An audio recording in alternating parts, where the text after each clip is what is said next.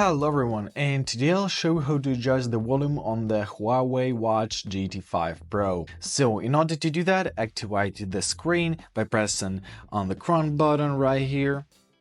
Now let's scroll down from the very top and find our settings. Now in our settings, find your sound and vibration step right here. And here you can adjust a few sounds. First of all, make sure that your mute option is turned off. Let's press on it. Now it's off. Alright, so now our sound is edible. So now let's adjust each sound. For example, a ringtone. And here we can adjust it by dragging on the scale.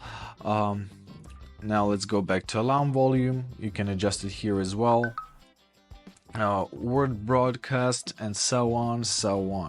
Once everything is set and you're satisfied how your watch sounds, simply press the side button once again, the Chrome button, to go back to the main menu. And that's it. I hope this video was helpful. Thank you so much for watching and have a great day.